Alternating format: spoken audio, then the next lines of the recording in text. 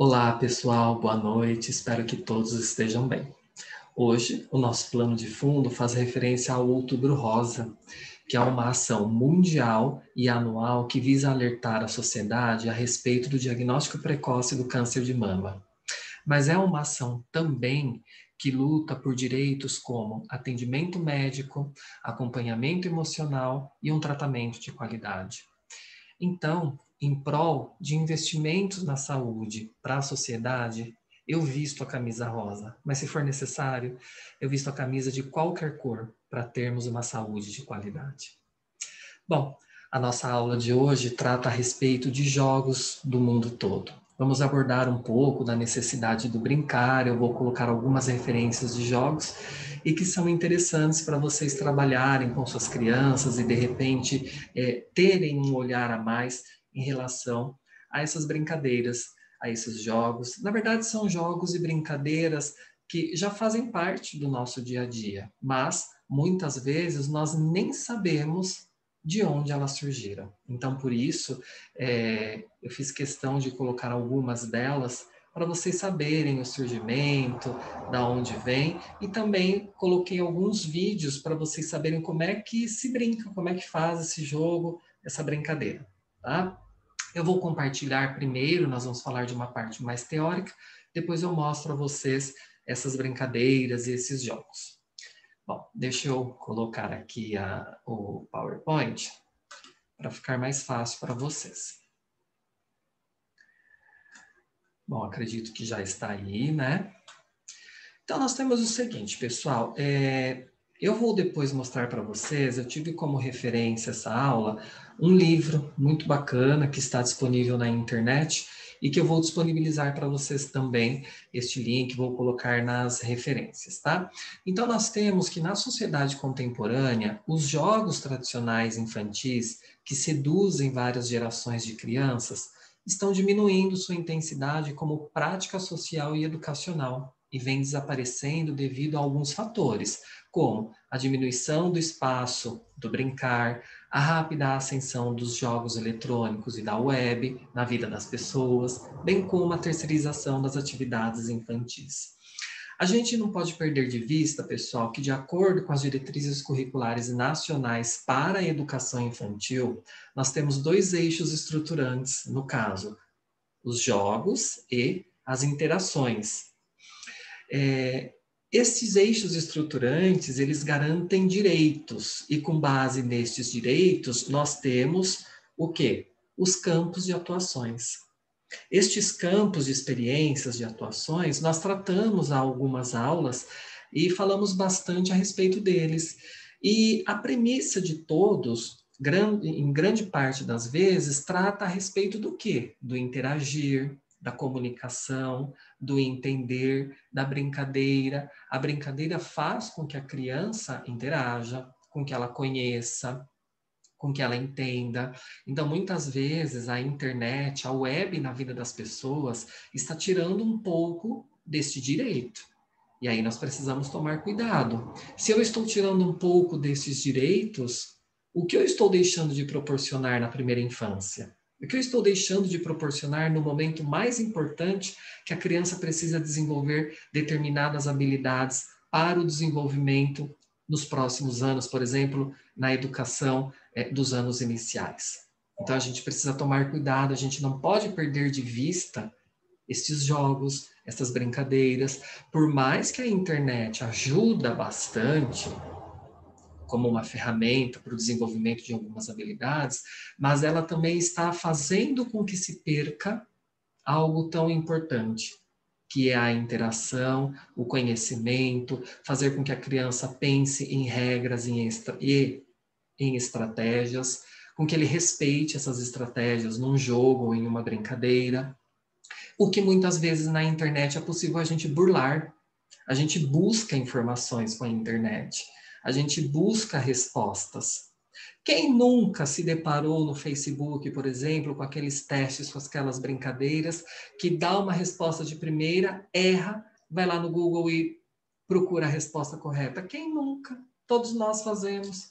Mas será que isso é bacana? É bacana para uma resposta rápida, para uma interação mais rápida. Mas será que isso está desenvolvendo o meu raciocínio a ponto de eu fazer a conexão entre o conhecimento e com que eu formule uma nova resposta? Isso é importante para a criança. A gente não pode fazer com que ela perca isso. Por isso que a gente precisa conhecer um pouco a respeito dos jogos e perceber que muitas vezes são fáceis de se entenderem e de se brincar e até mesmo de se desenvolver com essas crianças. Em alguns exemplos que eu coloquei de vídeos, eu vou colocar o link, depois eu vou passar para vocês, percebam que às vezes são alguns professores de educação física que falam a respeito desses jogos e dessas brincadeiras. Mas são professores que estão em suas casas, que às vezes eles fazem com os seus filhos, que são crianças, e que isso também faz parte da prática do professor da educação infantil. Então, não é porque vocês vão assistir a um vídeo de 1, 2 minutos de um professor de educação física falando de uma determinada brincadeira ou de um jogo, que isso é de responsabilidade dele. Não, ele apenas está mostrando para que o pedagogo entenda muito bem e consiga colocar isso em prática.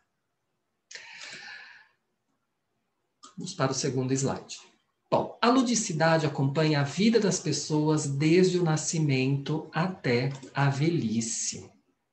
Segundo Piaget, pessoal, né, a PUD Lanz 2011, um documento que eu li, diz que a atividade lúdica é o berço obrigatório das atividades intelectuais das crianças. A gente não pode deixar de lado a ludicidade. Ele é o berço obrigatório, ele faz parte. Piaget está dizendo isso. Um dos maiores e melhores teóricos que nós temos para a nossa área.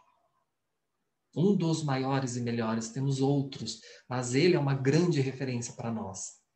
E ele tem estudos, ele diz, a gente não pode perder isso de vista. Por mais que a web, a internet estão aí e estão fazendo parte de tudo isso, mas a gente também não pode perder aquela ludicidade do contato, do brincar, do correr, que é aquela ludicidade mais do dia a dia. O jogo, ele é, portanto, sob as suas duas formas essenciais de exercícios, sensório-motor e de simbolismo, uma assimilação do real à atividade própria, fornecendo a este seu alimento necessário e transformando o real em função das necessidades múltiplas do eu. Lembra daquele primeiro campo de experiência, o eu, o outro e o nós? Eu tenho que falar das necessidades múltiplas do eu. Se eu não consigo proporcionar isto a uma criança, como é que eu sei da necessidade dela? Como é que ela sabe da necessidade dela? Como é que ela entende que ela precisa parar, pensar, articular os conhecimentos para, de repente, criar uma estratégia e vencer uma brincadeira ou um jogo? Por isso que a gente precisa proporcionar isso. Por isso que a gente não pode apenas ficar no virtual, mas a gente precisa um pouco de real também nessa situação. E nós temos também que o brincar é uma das necessidades básicas da criança, sendo essencial para um bom desenvolvimento motor, social, emocional e psíquico. Por isso, os métodos ativos da educação pessoal das crianças exigem todos que se forneça às crianças, para as crianças, um material conveniente, a fim de que, jogando, elas cheguem a assimilar a realidade intelectual, que, sem isso, permaneçam exteriores à inteligência infantil. Eu falei agora mesmo a respeito da questão do que Piaget estava tratando e da importância do exercício sensório-motor. Então, os métodos ativos de educação das crianças exigem todos que se forneça às crianças um material conveniente. A gente precisa dar aquilo que ela necessita.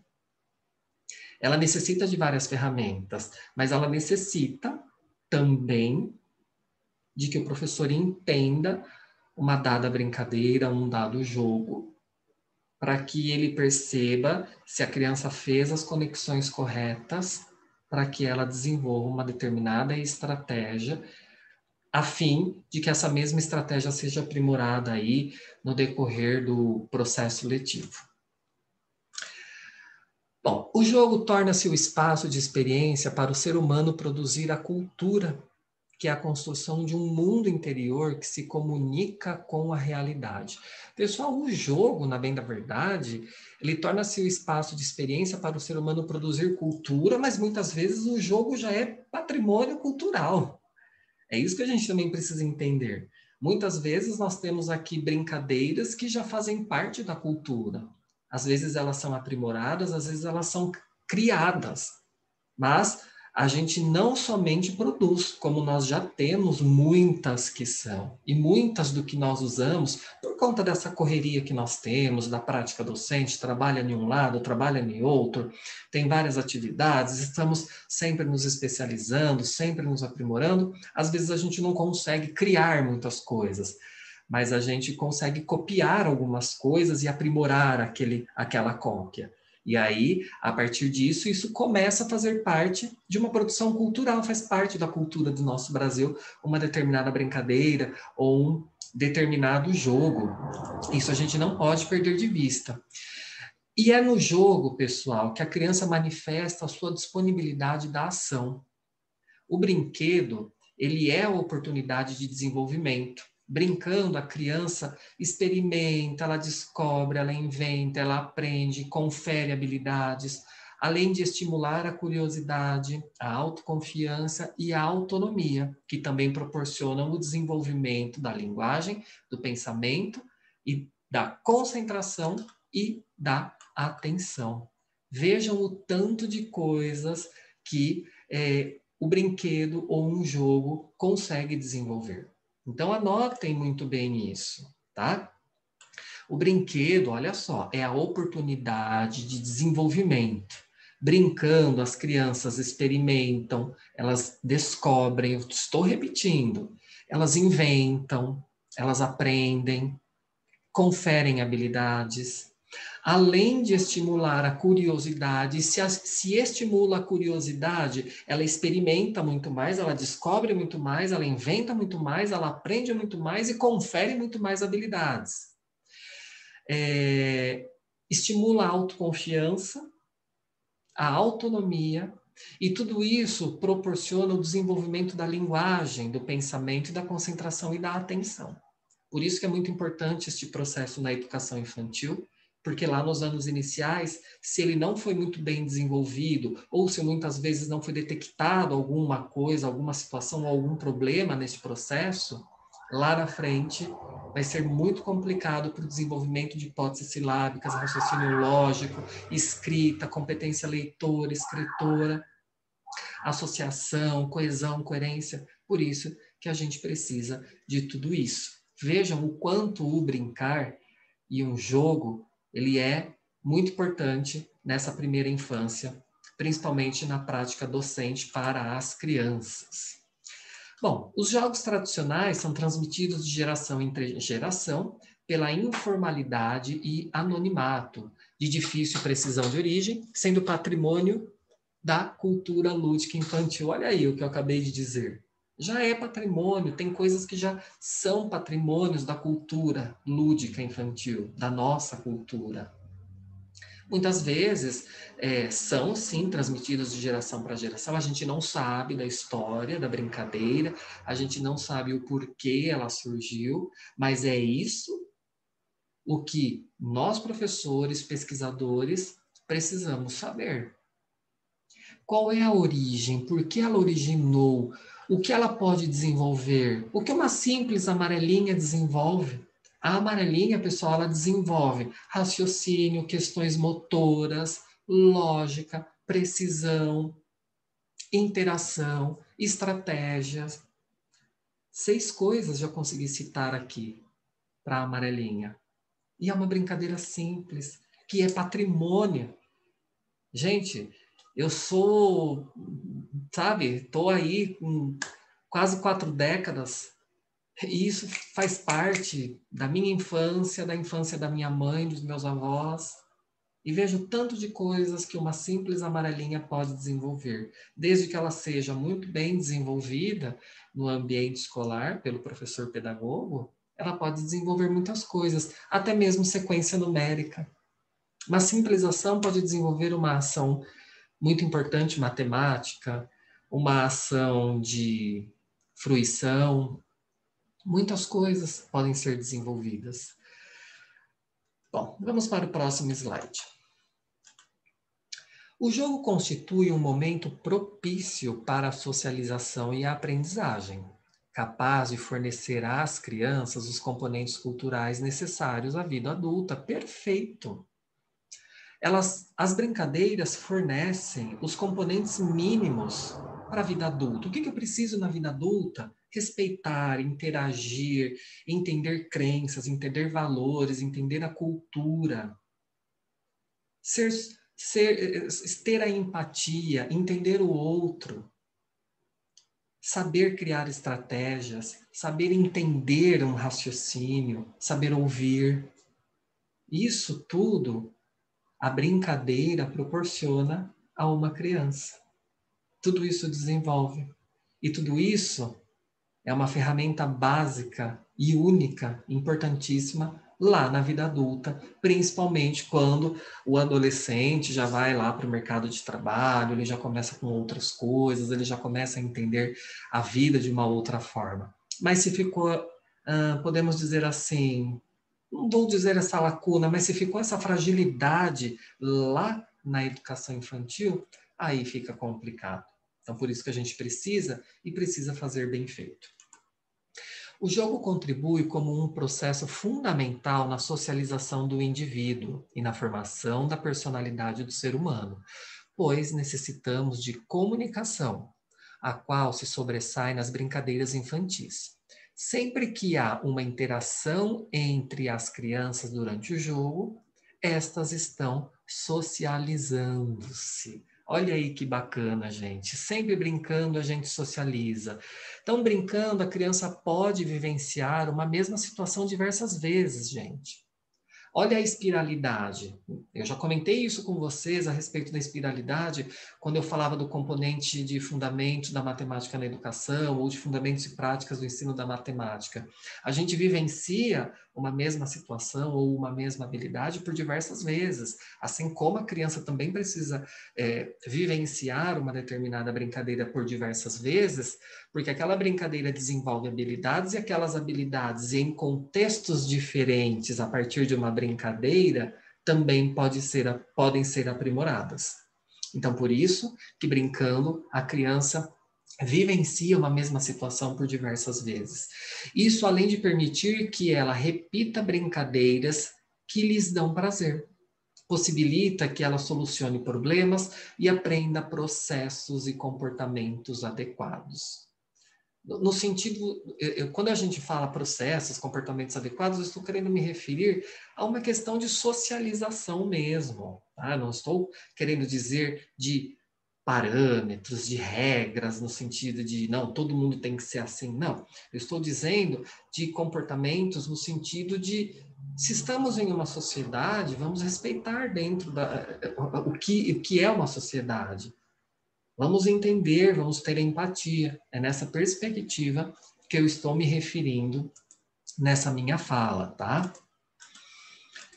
Bom, em cada país há tipos e concepções diferenciadas de jogos, porém sua função é sempre a mesma. Sua função é sempre socializar, é sempre interagir, é sempre brincar, é sempre fazer com que a criança crie estratégias, com que ela desenvolva seu repertório de palavras, com que ela consiga melhorar a sua fala. Sempre a função é a mesma.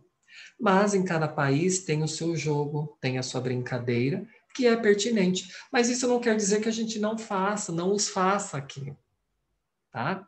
Muitas brincadeiras que às vezes vocês podem estar fazendo, elas não são brasileiras, elas são de outros países, tá?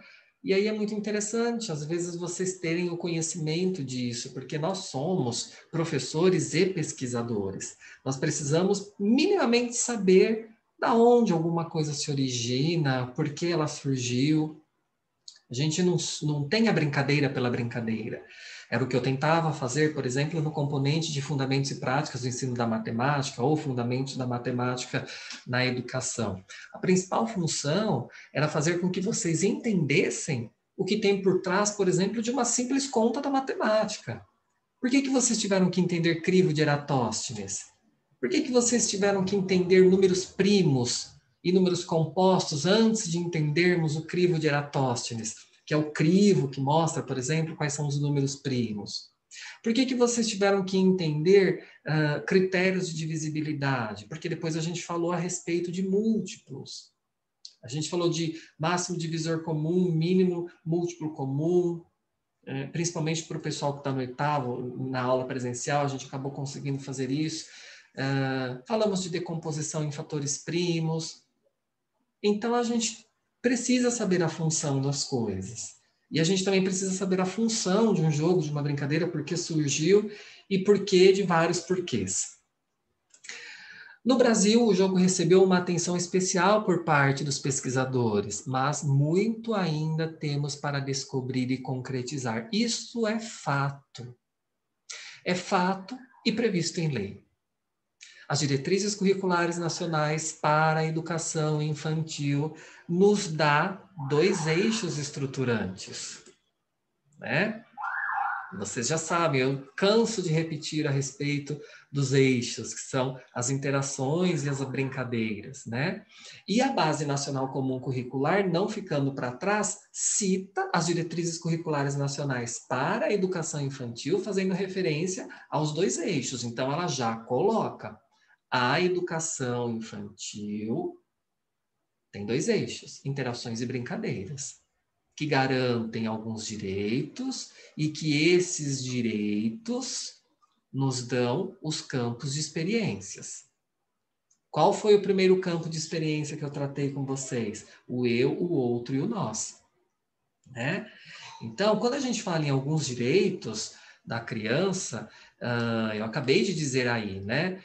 Mas muito ainda temos para descobrir e concretizar. Nós temos, mas nós também já temos documentos que falam isso para nós. A Base Nacional Comum Curricular fala isso para nós. Olha lá, vou relembrar o que eu disse há algumas aulas para vocês. Direitos de aprendizagem e desenvolvimento na educação infantil, tendo como base os eixos estruturantes, interações e brincadeiras. Primeiro, o conviver com outras crianças e adultos em pequenos e grandes grupos, utilizando diferentes linguagens, ampliando o conhecimento de si, do outro, o respeito em relação à cultura e às diferenças entre as pessoas. Segundo, brincar cotidianamente de diversas formas, em diferentes espaços e tempos, com diferentes parceiros, crianças e adultos, ampliando e diversificando seu acesso a produções culturais, seus conhecimentos, sua imaginação, sua criatividade, suas experiências emocionais, corporais, sensoriais, expressivas, cognitivas, sociais e relacionais. Bom, temos também o participar, explorar, expressar, conhecer-se. Inclusive, foi uma pergunta na prova de vocês e que, quase grande maioria, se não a maioria, acertou a essa pergunta quando eu falava dos direitos. Então, nós já temos documentos. Talvez precisamos aprimorar, porque a gente não pode simplesmente só ficar na brincadeira pela brincadeira, tá? Nós precisamos também entender o significado, a história, o porquê. Se eu entendo isso, eu sei o momento correto de se trabalhar uma determinada brincadeira. Será que, se eu quero, de repente, desenvolver um raciocínio mais lógico, uma interação, e a partir dessa interação eu consigo desenvolver uma determinada sequência numérica, será que esse é o momento? Não é o momento? Então, a gente precisa tomar cuidado, muitas vezes, com o que nós estamos passando para essas crianças, tá? Por isso, da necessidade desse conhecimento. Bom, essa é a primeira parte da aula. Eu vou fragmentar em algumas partes, porque fica mais fácil para fazer o upload, não fica uma aula tão pesada, vocês assistem uma parte, depois vocês assistem outra parte. Mas antes de terminar o vídeo, eu quero deixar 2 reflexões para vocês colocarem no caderno, voltarem ao vídeo, lembrarem o que eu comentei, resgatarem algumas falas, alguns documentos, tá? Então, a primeira delas é: por que a ludicidade é tão importante e acompanha a vida das pessoas? Falei bastante logo lá no começo. Segunda, o jogo e as brincadeiras tornam-se espaço de experiências para o ser humano produzir cultura. E principalmente as crianças desenvolvem o quê? Então, a gente desenvolve a cultura, né? As brincadeiras, os jogos, eles desenvolvem, eles ajudam nessa perspectiva, mas em especial com as crianças, desenvolvem tantas coisas. O que eles ajudam a desenvolver? Tá bom? Eu quero que vocês reflitam, quero que vocês pensem e deixem essas reflexões nos cadernos de vocês e nos momentos que nós temos no Google Meet ou no WhatsApp, que são 2 momentos que eu coloco, né, antes do intervalo, depois do intervalo, nós podemos refletir a respeito disso, caso haja necessidade de cada um de vocês, tá bom? Então, essa é a primeira parte da aula e prestem atenção, vejam muito bem a respeito dessas reflexões e nos encontramos no próximo vídeo. Tchau, até lá!